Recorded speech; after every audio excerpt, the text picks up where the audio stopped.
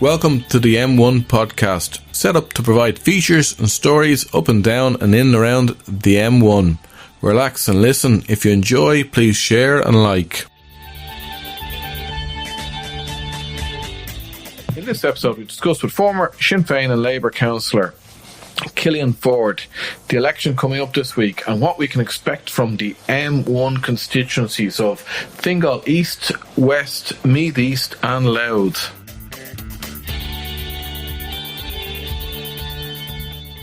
So, Killian, you've experience of campaigning in elections, so do I, but this one is a real damn squib, isn't it? How lacklustre has this campaign been?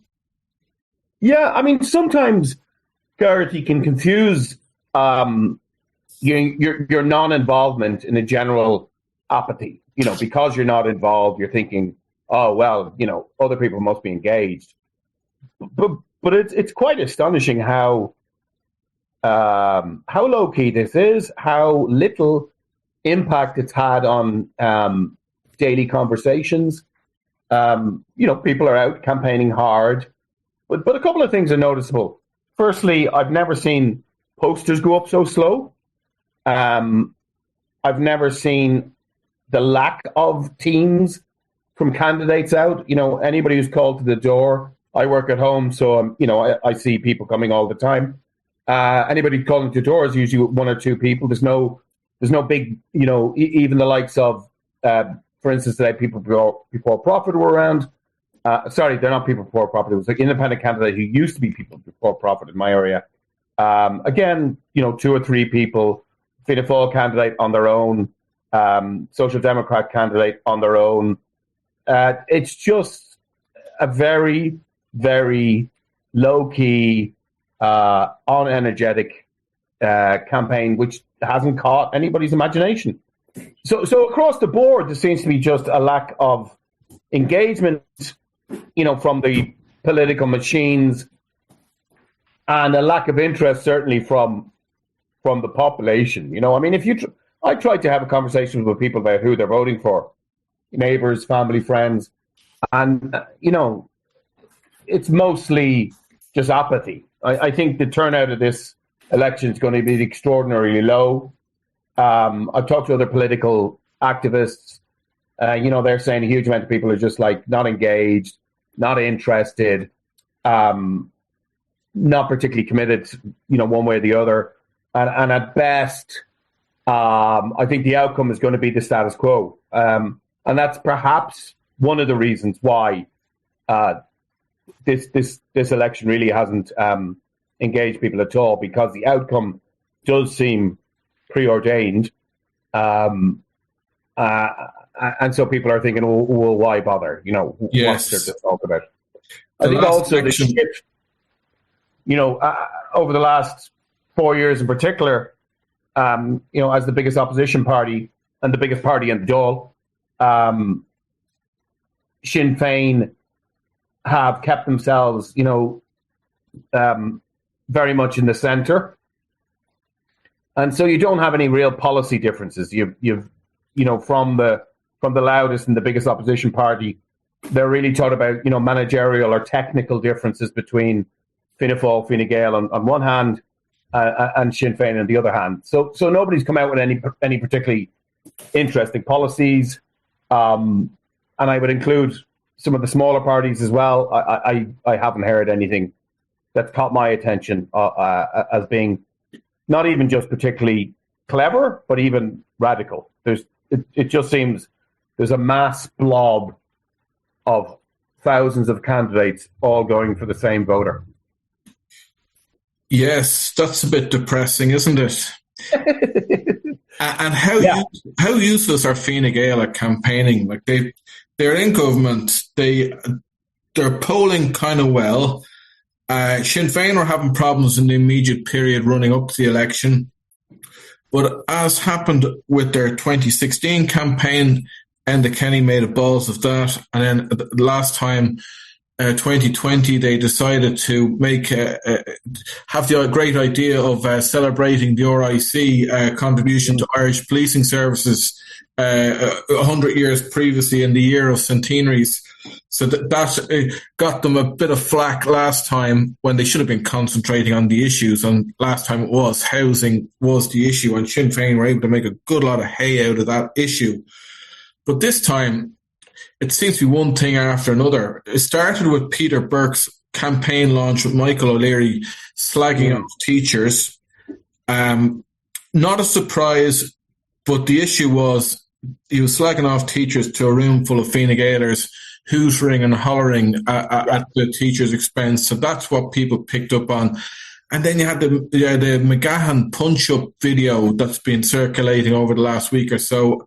And yesterday, Friday's incident with Simon Harris and his snappy interaction with a care worker, a disability care worker. Fine Gael, they just seem to really not manage their campaigns well. Yeah, and I mean, I think it might be, the fact that these minor issues, like, being slightly rude or being very rude to a constituent, take on a national significance, could reflect merely a vacuum in anything to talk about. I mean, the press coverage, in particular for the Irish Times and the RTE, has been absolutely shocking. It's basically diary pieces of what the leaders had for lunch, where they went canvassing. I mean, it's infantile. And if you have the leaders and the leadership of each party, including Sinn Féin here as one of the big three, trying to avoid offending anybody, in that classic PR technique of triangulation, which by the way, I think has proven not to work at this stage. You will end up with minor events then dominating the airwaves, the conversation, because there's nothing to talk about. We could say, oh, well, this is Fine Gael, they're different, they're more conservative, but yeah, their campaign has been lacklustre and it's been taken over by events because they're not saying anything. I mean, and what can they say? I mean, they're not going to try and have any radical policy differences, but they haven't, but they also haven't been particularly creative with, say, the windfall tax, with the Apple money, and it's sort of like steady as she goes. And I think that steady as she goes is a wise strategy to a certain extent to make, because I think people are scared. I think people look at the shambles that is the UK, and I think this, very well, what's happening to working class and middle class community all over the UK. I mean, you have, quite a rapid collapse of the entire country. And then on the other hand, you have Trump coming back in, probably more aggressive than ever before, and appointing really quite deranged people into the kind of positions that they should never be in. And I think it's quite unnerving for the electorate, and therefore the likes of Fianna Fáil and Fine Gael will gain from that. I don't think there's any appetite in Ireland at the moment for any change, and hence I think the result on Saturday, Sunday will be much the same as. So no big ideas coming from anybody, because it's steady as she goes. There's too much instability in the world. Trump being elected, wars here, there, and everywhere. Yep. Brexit, and even if you think, I'd love your opinion on this, because it's intriguing that immigration seems to have disappeared as an issue, not just politically, media, but also on the streets. Where's that gone? Is it contained? Are people content? Have they let off steam? Is it the cold weather? But it just seemed to it seems to be gone, and it's not an election issue. And I've talked to even the canvassers who are around there saying, no, not really. We were afraid it was going to be, but it's not. Yes, the various groups, Freedom Party, National Party, and so on, they're all standing candidates, but the issue of immigration, it just isn't coming up in the way it did at the local elections, which is interesting because local councils don't have control over immigration and national parliament does. But and what do you think? Why do you think this has happened? Where has the issue that was so in our faces in June? Well, are we seeing people in the tents anymore in the city area? No, that's that's largely self-cleared, Yeah, so it could be out of sight, out of mind. Could be. I'm intrigued because I really thought, I thought at this stage, 6 months after the local elections, I thought there would be some sort of coalescing around, there's 5 or 6 parties as far as I can tell on the right. And they're various rights. You kind of got Independent Ireland as the middle, far right, if you like, to the National Party under, what do they call him? Was Justin Barrett, but now it's somebody else. Yeah. But there doesn't seem to be any efforts between all of them to coordinate candidates, campaigns, vote transfers, anything. So it's difficult to see them getting a breakthrough. And the few councillors who did get elected in June haven't been particularly impactful in their constituencies, which is what they should have done. You go out, you leaflet, local issues, bang, bang, bang, bang. So I don't see them, breaking through anywhere. The one, I suppose, the breakout performer you could consider in this election is Peadar Tobin, and his status has been rising steadily and consistently over the last number of years, but in particular since the family referendums earlier this year. And he's only one TD, and as you and I were saying in the previous podcast before the local elections, there isn't really a basis to the Aontú party because it was formed out of him leaving Sinn Féin over the abortion issue. But now he seems to have founded this brand, and he's got 43 candidates around him. Yeah. And he is. I wonder, is it just that his impressive media interviews garner new contacts, people who say, hey, I want to stand in Tipperary, I want to stand in Galway, or what's going on there?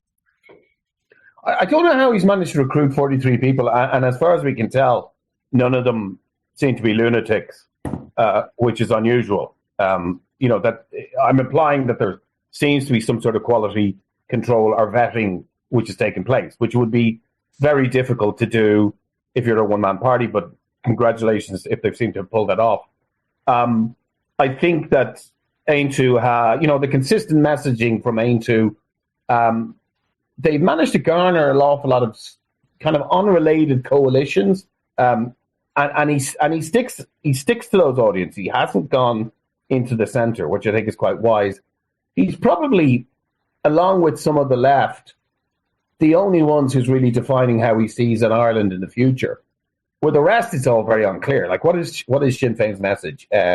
Will be slightly more generous and less hostile to immigrants. I'm really not clear what their message is. He's developed a very clear niche, and I think they'll pick up seats, including, I think his wife will pick up a seat in Meath East. I think they're strong. They seem to be rising. Yes, is it all down to him? Well, yes and no. I think it's the coalition that's behind Aontú, which is, a variety of different well-organised groups, a lot of them affiliated or attached or sympathetic to, kind of church.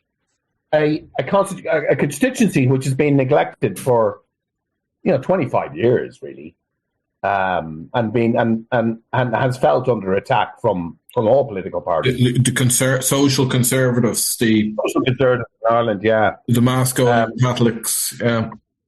However many of them is left. And, if there's only, say they pick up 8%, and this is unusual, this is why, again, I talk about this drift to the centre, or this move to the centre by everybody, everybody seems to do it. The Labour have done it previously, is that, the two parties which, have affected policy the most over the past 30, 40 years are probably the PDs and the Greens. Now, the Greens had the help that there's a global movement going on around environmentalism.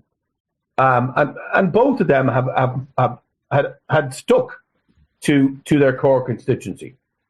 I think the PDs probably lost all their seats and became what they did because they tried to move into the centre, and they lost their identity. And so if they aim to stay where they are, they could potentially be have a much stronger impact on Irish politics as a junior coalition partner than they could, if they get 10 seats this time and the next time they want to get 20 and so on and so forth, And I would expect that Irish politics after this election will start shifting to be much more segmented so that people will be much clearer on what they're voting for, including the likes of Sinn Féin.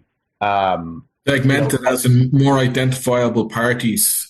Yeah, you do. I mean, you really. So say, for instance, you as a party, you do your demographic analysis of the electorate, and you go, do you know what? We could get 20 seats if we keep our messaging clear. 20 seats in Ireland is a good chunk of seats to be able to get. Now, I'm not just talking about on the good day, if everything goes well. I'm talking about consistently you're getting 20 seats.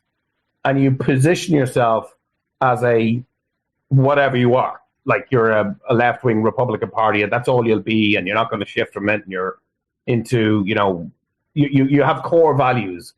And I think you'll probably see that as a reaction to the Fine Gael, Fianna Fáil. I mean, it's impossible to say, if we assume that come Sunday, we're back to a Fianna Fáil, Fine Gael government, it's very difficult to see how that would ever change. Yeah. Like, what's going to happen? Like, you had Sinn Féin, in opposition for 4 years, and it looks like they'll probably lose a few seats. I suspect not too many. So who's going to replace the Fianna Fáil or Fine Gael unless you have the likes of the Aontas becoming, bigger players and then taking a chunk of Fianna Fáil votes, taking a chunk of Fine Gael votes, and that you have a situation similar to a lot of PR-type countries where you have 5, 6, 7 parties, nobody really dominating, and there's coalitions are formed. Yes, that's one thing that Simon Harris said he didn't want to get into as a 5-party coalition because he didn't think it'd be feasible, but it does happen in other countries, so yeah. Why not?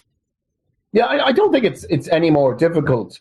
I mean, parties by their nature are particularly the two big parties, are by their nature quite loose, and they're more like a franchise. So I don't think you're going to have a particular problem if there happens to be 5 different leaders that have to be negotiated with, any more than you have very strong individuals and constituencies who don't necessarily come under the whip. They're not. It's not the Labour Party in Britain. Should we do a little run through of the constituencies up and down the M1 and what we think might happen? Yeah, absolutely. So Fingal East, the one nearest to you, you're in Dublin Bay North, I know that. Darragh O'Brien, Alan Farrell are sitting TDs and Duncan Smith are sitting TDs. So when I was looking at the form of the different constituencies, what struck me is what we talked about before the local elections is electoral prospects favour the incumbent. So I just don't see any change here. Although that third seat might be one of either Duncan Smith, Joan Hopkins or Dean Mulligan, in addition to Alan Farrell and Darragh O'Brien. Alan Farrell's Fine Gael, Darragh O'Brien, Fianna Fáil. There's 15 candidates in Fingal East. So Dean Mulligan was the Clare Daly protege. He topped the poll in the local election, so pretty formidable candidate. But Joan Hopkins, I topped the poll. Yeah, and Duncan Smith is a sitting TD, so that any one of those 3 could come out on top. Yeah, I mean, I would the want to have a bit of a change, the excitement of a change in election. I would have kind of punted on this one for Dean Mulligan. on the basis really of accumulating so much transfers from across the board that will bring him ahead of Duncan Smith's first preference vote, which I think is going to be bigger. I don't see Joan Hopkins being able to just simply get enough votes, in terms of transfers.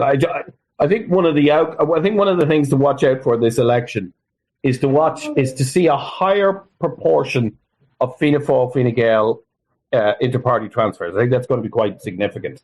But conversely, I think a lack of transfers from anybody else. So essentially, you're going to have Fianna Fáil, Fine Gael transferring to one another when there's no other candidate at a very high rate. But I don't see them getting transfers from pretty much anywhere else. And so, of those 15 candidates, whoever is the highest left-leaning candidate, excluding Duncan Smith, I think is going to win. I think Labour are in serious trouble in this election, and I expect that might be a gain. Yes, for Dean Mulligan. We thought that ahead of the local elections that Labour were in trouble, and Duncan Smith could lose a seat in Fingal East, but Labour faced the prospect of winning a seat in Fingal West, which in reality is Fingal North, which is the Balbriggan, Lusk, Rush area, although it also covers Knoll, Old Town, and I think parts of Santry even, the Fingal West constituency. So it's like a circular constituency. In any case, so I would, the candidates to watch for, I think, are, there's only 12 candidates. Fingal East is 15 candidates for 3 seats, and Fingal West is 12 candidates for 3 seats, so slightly less competitive. Yeah. Lorraine Clifford Lee is a senator.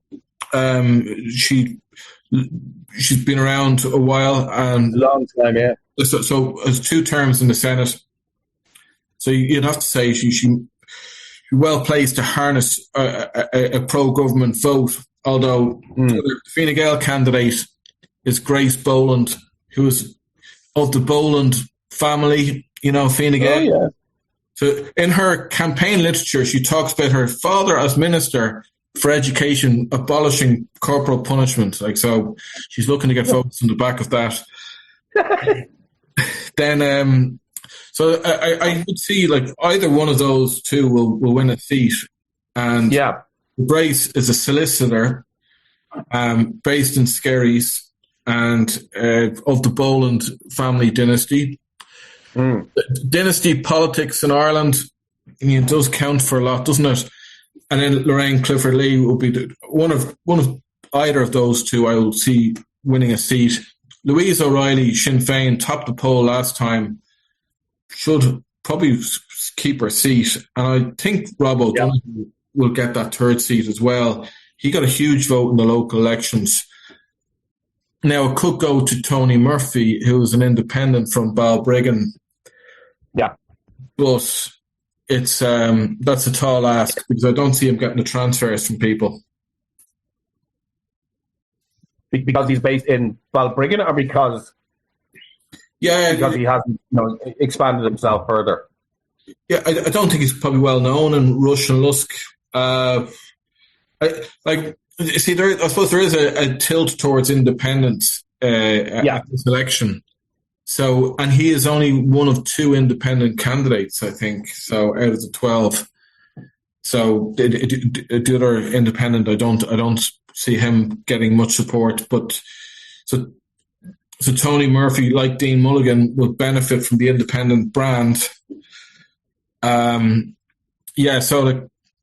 there is a. Is Joe O'Brien is. So him, but essentially, are the Greens certain to lose their seats? You said Joe O'Brien, and he is of course a sitting TD, and I didn't mention him, but the headwinds are against the Greens, and it's unfortunate for them, and they have delivered quite well in government. I think the Greens' problem is kind of an inverse to the position they're in when they're not in government. When they're not in government, they get loads of transfers. When they're in government, they don't get any transfers. So it's difficult to see how Joe is going to get, I mean, it's a 3-seater. You need to be coming up with like 15, 16, 17% the first count. Joe O'Brien's not going to get that. I can't really see past one Fianna Fáil, one Fine Gael, and one Sinn Féin. Boland, Clifford Lee, and O'Reilly. I think it's kind of I'd be fairly confident that's going to be it. O'Brien's transfer is not go to Labour? Possibly, but they could also go. I don't know. I just don't see. I think Labour is a dying organisation. There's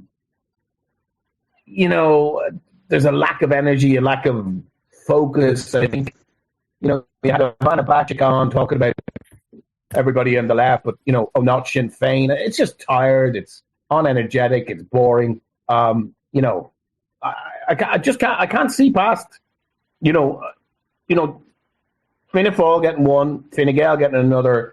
A 3-seater for any party smaller. I mean, it's almost inconceivable that it won't be one Fianna Fáil, one Fine Gael. Yeah. So then there's who's going to get the third one, and Louise O'Reilly has been. She's a good voice. She's seen as a tough, articulate woman. Yeah. I don't see Labour being able to. Particularly if you look at the opinion polls, they're so far behind, and Joe O'Brien, just won't get any transfers, and he's a poor media performer. He kind of comes across as a bit of a whinge, and very invisible. Yeah, I mean, I think he might be even a minister of state. I don't know. He is a minister of state, but right, yeah, I couldn't tell you what for. Drugs, maybe, or asylum seekers, community, right? Like that. No, I don't see past one Fianna Fáil, one Fine Gael, one Sinn Féin. And I think the rest of them will be significantly behind. And that, I think it's probably the most straightforward of the four constituencies we're going to talk about today. Meath East is Darren O'Rourke's sitting TD, Helen McAtee and Thomas Byrne are sitting TDs, and it's going from 3 seats to 4 seats. So there you go. Allows the possibility of change, but with the polls the way they are, and there doesn't seem to be a big independent candidate who can harness up that anti-party vote. So I would tip Sharon Tolan to get that 4th seat. So Fine Gael to go from 1 to 2. Yeah, I think, you're completely right. The first 3 seats are, you can almost guarantee them. I mean, you've got 3 TDs who, all 3 of them have a fairly high profile. They're all good media performers. They're all young, full of energy. So then the last seat is, who's the go-to? You have Sharon Tolan. I have a feeling Emer Tobin's going to nip that one.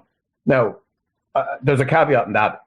Although Emer did not top the poll, but she exceeded the quota in the local elections. She was in Navan, and Navan is in the other side of Meath. Not the other side, but the other, literally, a mile away or something. So she hasn't got that base to work off.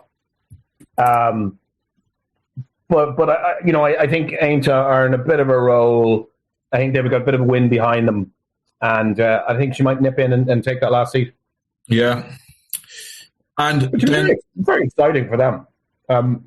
They'll probably never see each other again. Oh well, I suppose they could see each other at work. Well, I remember I used to be involved in the Socialist Party, and for many years it was just Joe Higgins as a TD, so it was a one-party TD. And Joe, Patter is a very impressive communicator and performer, and Joe was also a very skilled communicator, but didn't manage to grow the party really beyond him. Claire Daly became a TD, and then a year and a half later she was gone, and Joan Collins was of the Socialist Party, and then she is still now an independent TD. So, and Paul Murphy. So the organisation of the Socialist Party, it produced 4 TDs. Actually, Mick Barry produced 4 or 5 TDs. Oh, Ruth Coppinger was a TD as well. Produced TDs, but they all went 5-6 different directions. So Patter is interesting to watch because he's trying to repeat what Joe Higgins was trying to do in terms of creating a party, and will it go in 5 or 6 different directions once he gets to 5 or 6 different TDs? Yes. Yeah, and I wonder how much that will come down to his ability to let go, or his ability to democratize the party. And I say that with the provision that I don't know what was going on at the Socialist Party to make a call on it. Did they have a democratic? Was it democratic centralism, or was it, Joe still calling the shots? And that is fine until people start getting a little bit it's angsty. It's like the creation of a business, how to hand it on to the next generation. So Patter's got it this far. How can he take it further? So Louth has also gone 4. It's a 5-seat constituency, but 3 of the 5 TDs are retiring. Which this is a fascinating one. There's I think 20 something candidates. 24 for 5 seats. Yeah, so a lot 24 of candidates. 5, 6, 7. There's like 10 independents. I wouldn't even know where to start. I think what you can say. I think Jed Nash will keep a seat. I think Sinn Féin will keep their seat. But Sinn Féin have 2 seats at the moment, and Imelda Munster is retiring. Oh, she's retiring. Yeah. So the second seat, you'd assume that that's going to be kept. It's whether they can regain, if you like, that second seat. And then one Fianna Fáil. So say you have one Labour, one Fianna Fáil, one Fine Gael, and Sinn Féin, and then you have the 5th seat, and it's like, it could go to anybody. There's a guy there. I know him years. He's a very personal guy, actually. Herman Kelly. He's Irish Freedom Party, and I actually bumped into Herman recently, and he's been banging on doors. I don't think he'll get elected. But, if there is that movement towards, he would come from the stock of Ainto. He's kind of Republican, former Catholic news editor. Then he worked with the guy, Frange. And he's an interesting guy. He's actually very pleasant. And he's been kind of active. I don't think he'll win a seat, but it'd be interesting to see how he gets on, because he kind of understands local politics. It's not like he thinks that just standing at the local traffic lights saying "How's the Irish" is going to get you elected. Hang on, I'll try that again. I don't know many of the candidates, and there is a smattering of councillors in there as well. So you would presume that somebody is a big vote getter. But I couldn't call the 5th seat. I frankly can't tell. The Green Party, I doubt it. Social Democrats, again, very low base to work from. So you assume it's one of the independents, and it's whoever of those independents are smaller parties, such as the Irish Freedom Party or So in Louth, you're thinking. I'm thinking Louth is 1 Sinn Féin, 1 Labour, 2 Fianna Fáil. I'm actually thinking, because I think Fine Gael might lose their seat, and I think 1 independent. Fine Gael's sitting TD is Fergus O'Dowd, so he's retiring. Yeah, Fergus O'Dowd's very, very, well got. And I just wonder who he, There's Fianna Fáil and Fine Gael are both standing, the Dundalk and Drogheda candidates, standing 2, one in each constituency. Erin McGeehan for Dundalk, Cooley, and Alison Cummin for Drogheda. And then Fine Gael are standing at Councillor Paula Butterly. And then McGahan. And then McGahan. So Louth, there's 5 seats, but 3 of the TDs are retiring. Fergus O'Dowd, Imelda Munster, and Peter Fitzpatrick. Peter Fitzpatrick is an independent, but a Jean Poole Fianna Fáil independent. So my tip for Louth is I think Sinn Féin will lose a seat. Rory O'Murrough will keep the seat, but their replacement candidate is Joanna Byrne, and they also have a second candidate who I can't recall the name of. in Louth. Sinn Féin are standing 3 candidates and they hope to get 2 seats. But I think they just might, the way things are, they might lose that second seat in Louth. I see Jed Nash keeping a seat. I see, and then the other, Rory O'Morrow, Jed Nash, sitting TDs. They're the only 2 out of 5 sitting TDs that are standing. So I can see Kevin Callan as a Drogheda-based councillor, Erin McGeehan and Alison Cummin picking up seats. And why will Fianna Fáil go from 0 to 2 seats?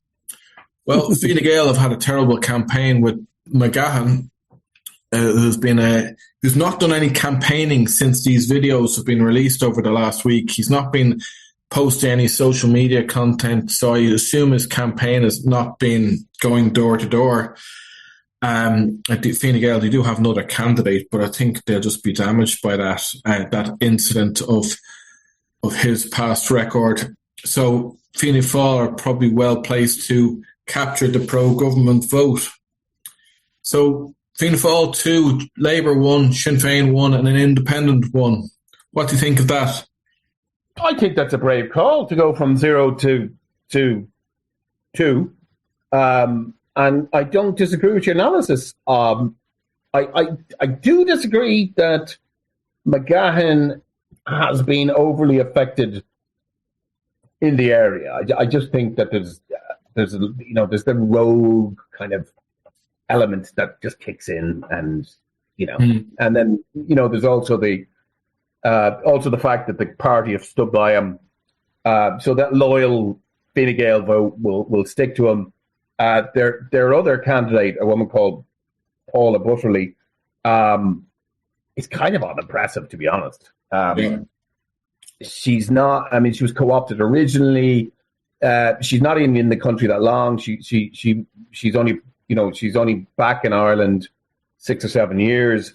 I just don't see her being able to, take that. I don't see her being able to leapfrog McGahan and take what you'd imagine is a Fine Gael seat there. But I do agree. I think Fianna Fáil will definitely gain a seat. I think there was a number of circumstances on the last election, including the fact of where Fitzpatrick, I think his name is, had come from. So, I would think that, you got one Fianna Fáil, one Fine Gael. I think Jed Nash will definitely keep a seat. I think the one Sinn Féin. And who are we allocating the final seat to then? Kevin Callan, the independent councillor in Drogheda.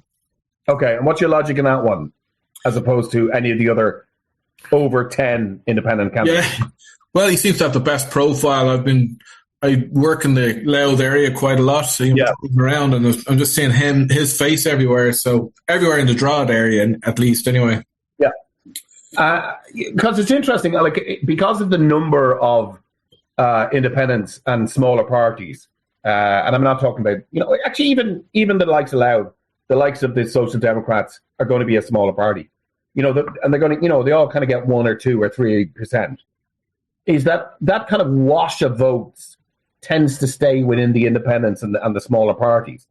So in many ways, for an independent to win that final seat, it's really an independent who's kind of got a bit more than everybody else and is accumulating he's coming in, he or she is coming in at 7-8%, and people are just transferring constantly to them, and that they just take that last seat by the virtue of being the last independent.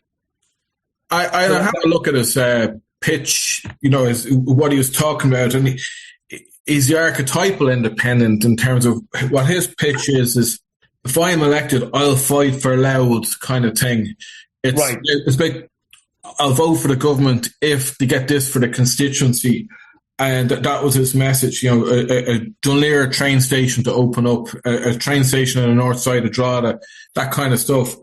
So it's a bit, like what Jackie Healy-Rae used to do with Fianna Fáil back in the late 90s is, he voted for everything that the government did as long as Kerry got a few quid. And there's value in it. That's what he's doing. So he's not, it's not about philosophy or, he didn't, I don't know if he was in a party or anything like that. Is there 2 seats, though, from Drogheda. Three seats. Yeah, that's what would happen. Yeah, if that's a good point, because it's so town based. Yeah, Drogheda people feel like Dundalk gets everything, and Dundalk people feel that Drogheda's getting everything. And if I understand the politics of Louth well enough, I understand that the Cooley Peninsula is a republic on its own. That the Cooley Peninsula vote for a Cooley Peninsula candidate, and they'll transfer to Cooley Peninsula candidates, and that's it. Now I don't know how big. I'm not clear how big the Cooley Peninsula in terms of population is, but you've got, as far as I could see, you've got kind of four elements to Louth. You've got the Drogheda, you Dundalks, Cooley, and then rural Louth. Yeah, RD and places like that. Yeah, and even some of them, I think, are almost, they're almost satellite commuter towns. From the very, actually, Drogheda is, but even further on, with the connection between with the motorways, that it's, you may have a younger urban constituency growing in some of these towns that doesn't necessarily lend itself to traditional voting.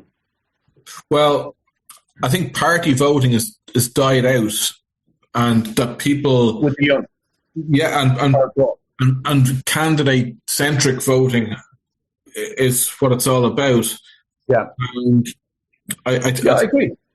Sorry, I agree. I think we're the Irish electorate is not particularly brand loyal anymore, and it's very promiscuous. There's a huge vote that just swings around the place, like it's 25% at this stage, that could go anywhere on any given electoral cycle. Actually, my last note about Louth is, and I know the guy reasonably well, is to see how Herman Kelly from the Irish Freedom Party gets on. He's the leader of the Irish Freedom Party. They're probably one of the better organised political parties on the right, connected to sort of the Catholic youth defence movement. He's a former editor of the Irish Catholic, yeah. And he's a decent. He comes across decent, moderate. He's always well dressed. Doesn't use inflammatory language. And I'm not making a comment on their policies. Yeah. More really on the presentation. So I think if there's a sort of what I'm talking about, a mainstream breakthrough, as in if the far right can break out of somewhere on their merit, and what I mean is by not just being a lunatic, you're not just going, there's too many immigrants. I think you'd have to watch the likes of Herman Kelly and see how he gets on. They're a serious political party who take it seriously and don't engage in kind of, racism, overt racism. So it'll be interesting to see how he gets on. So you think it'll be one Fianna Fáil, one Fine Gael, one Labour, and two Sinn Féin? No, I agree with you. I think it's one Fianna Fáil, one Fine Gael, one Labour, one Sinn Féin, and the independent, who managed to get more votes than all the other independents, who will nip in ahead of the second Fianna Fáil. I was suggesting two Fianna Fáil, but sure, we'll see how it goes. I'm not making any bets. Well, out of interest, actually, just while we're here, I had a look earlier at Paddy Power, and they have not all the constituencies up. They have about 8 so far. No real great surprises that I've seen so far. And a couple of the constituencies we just talked about. Meath East is up there. And I think they have Emer Tobin on decent odds. She's about 4-1. It's kind of amusing to see in most of the constituencies they have the leading Fianna Fáil or Fine Gael person on at 1 to 200. Sure. Best, yeah. This is the thing. It's incumbency wins. Once you're elected, you just Yeah, and how do you think the fact that, one of the things that have been talked about, and this necessarily won't appear in the opinion polls, is, the fact that so many Fine Gael TDs are resigning, or sorry, not standing for election again, one way or the other. I think the number is 18, and I think a lot of that doesn't become apparent to people until they go into the polling booth and they can't see their TD on the polling booth, on the polling slip. So what I'm saying is that you can ask people who they're going to vote for, and they might say, "Oh, Fine Gael," in a poll, and they go into vote for Fergus O'Dowd, and realise that Fergus O'Dowd isn't on the poll, and they suddenly become, in effect, a floating voter. Yeah. So I think that's something that should worry Fine Gael greatly in those constituencies where they're not running. For instance, in Louth, are people going to go, "Oh, O'Dowd's not there. Who's your man? Oh, the Twix guy. Oh, I'll vote for him." Yeah.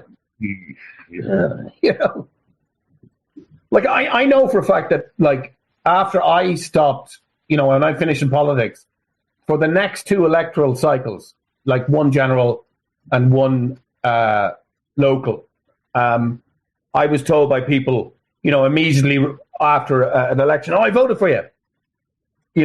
And what do they mean? I don't know. I wasn't on the ballot, but they either assumed I was on the ballot and thought they voted for me, or they were just lying. Yeah. Actually, you just can't trust voters, can you? No, there's no point to what I just said. It doesn't make sense. I was trying to elect a new electorate next. Yeah. Yeah. Well, I think, come Sunday, Monday, I don't think we're going to be looking at any particularly interesting headlines. I think Social Democrats will be up a couple. Aintu will gain a couple. Greens and Labour will lose. Huh? Greens and Labour will lose. Sinn Féin will the story of the election, the interesting story of the election, could be the wipeout of Labour. Where are they guaranteed to keep seats? That's not entirely clear. I mean, you'd say Louth is a dead cert, but even a Vanna Bacik seat would have to be under threat. Yeah. Well, strangely, they got rid of Alan Kelly in Tipperary to replace him with her for some reason. But they never explained why they did that. And I think... No, yeah. But I mean, I think, they're down one seat. They're not going to get, Dublin Bay North. Aon's gone to Europe. I mean, sorry, not down the seat, but they were going to gain that. There was a gain there for them. And, the new guy, he's not going to win a seat. So I can't see them gaining a seat anywhere. Yeah. And I can see them losing seats pretty much everywhere. The Greens, I can see them losing seats.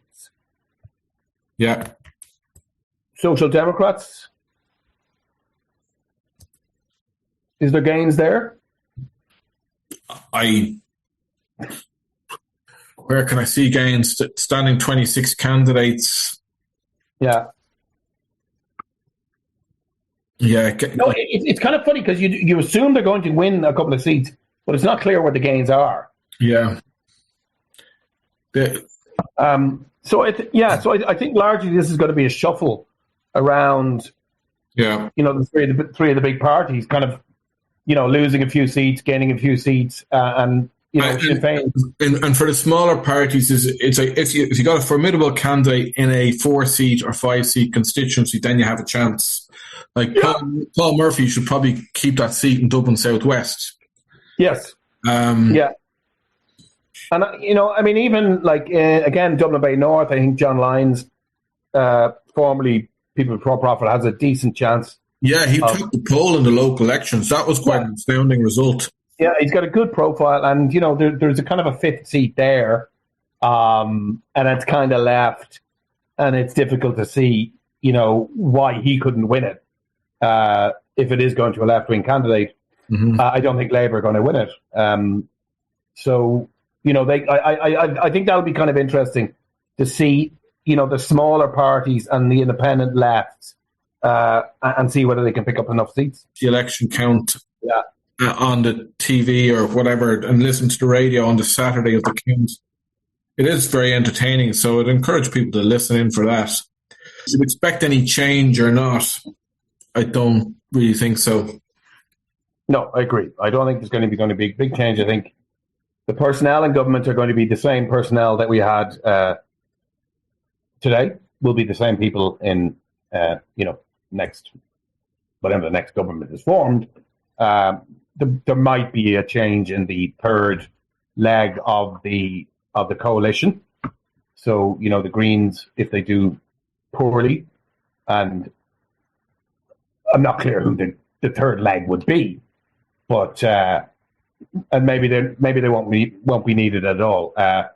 Paddy Power has the most likely formation of the government down simply as Fianna Fáil, Fine Gael, and I think one of the things really to watch out for, and why that could become a probability, is that I think both Fianna Fáil and Fine Gael voters will be much more comfortable, and they're growing more comfortable with the idea of voting across the party, something that would have been seen as, ludicrous 20 years ago. The idea that you would be a Fianna Fáil voter and transfer to Fine Gael, it just wasn't happening.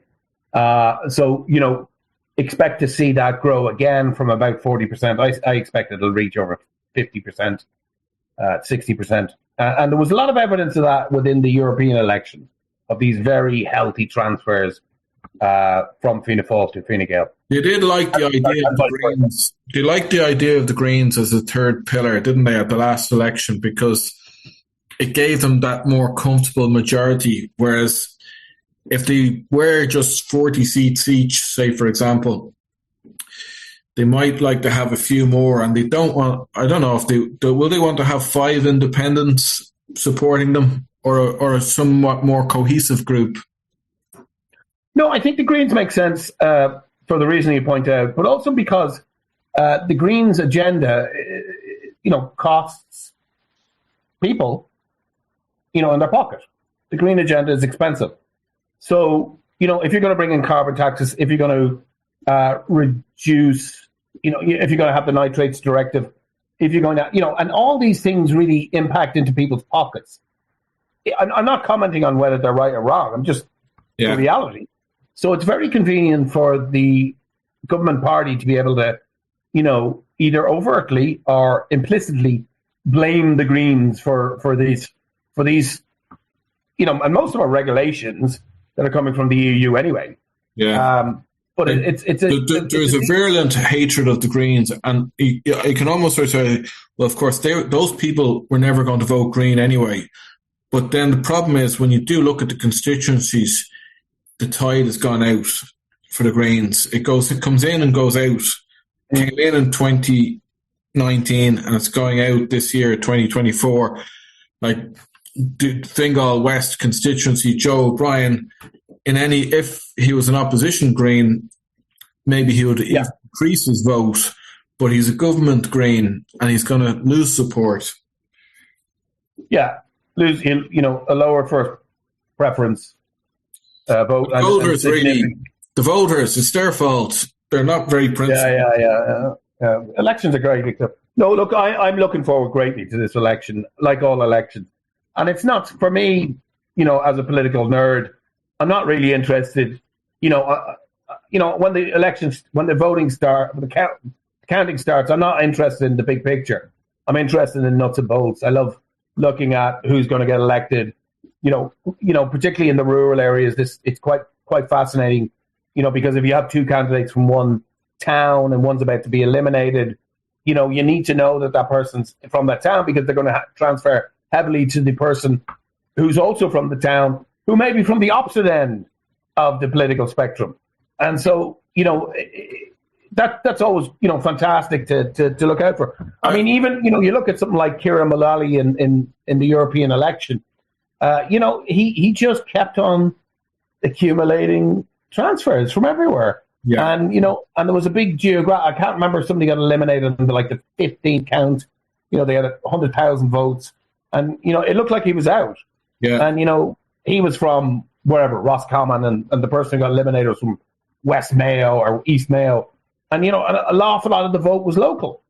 So this goes on. It's not as I'm definitely in favour of RTE investing heavily in their coverage, making sure it's good, comprehensive, and not just sticking to the bulletins, but getting, as you say, the nuts and bolts of what's going on. There's some people who are good at it, who are good at that kind of granular analysis. Yeah. When it's not, you're not just talking about geography, and you're not just talking about party loyalties, but that they know that the candidate who's independent is actually not really independent. Yeah. That they're a 20-year Fianna Fáil county council stalwart, and the reason they're running is because Fianna Fáil wouldn't pick them. So that when they get eliminated, their votes are going to go Fianna Fáil. There's not many of them, unfortunately, because most of the analysis is done by the political correspondents, who really are experts, not so much in politics, but they're experts in the theatre of Leinster House. Yeah, the BBC have your man John Curtis, and then CNN have John King and his magic wall. Yeah, it's good. It'd be good if we had a magic wall for RTE or Virgin, and like, what are the rural voters of Fingal, like, which crazy guy are they voting for? And then who's running in the city even areas? Small things, like, it'd be rather easy to do, would be to pick bellwether wards in constituencies, to find a ward in each constituency that most resembles what the outcome was of the election. It really wouldn't be that difficult. And to be able to say, oh, here's the tallies from that ward. This suggests such and such. That would be really interesting too, but we're not there in terms of the data that I know in a couple of the interviews with John King, because he does flaunt his Irish heritage quite a lot. He's indicated a willingness to do coverage of Irish elections. So, oh, really? Yeah, that would be a pretty cool thing for him to bring us. No, he's very good. Bring us all. I remember watching when he was on in the presidential election, a month ago, and he was looking at Wisconsin or something, and he pointed at some county that the results were 56% in, and he said, when I was there last month, and I remember thinking, why would you go there? And it was a bellwether constituency that he had decided he went to go and visit, because he figured that if he, now that's dedication for you. Yeah, but if you know what's happening in this area, you can say this is what's going to happen nationwide. Yeah, absolutely. Yeah. We'll leave it there. All right, brilliant, Gareth. Thanks a million.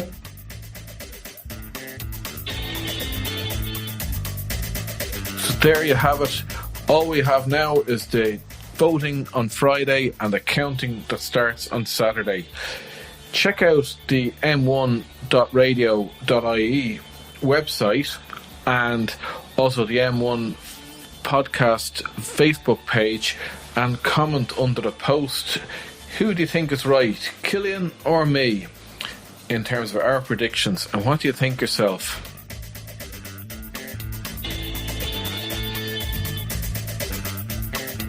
Stay with us for episodes coming up, where we'll be looking at topics of interest for those of you who are up and down and in and around the M1.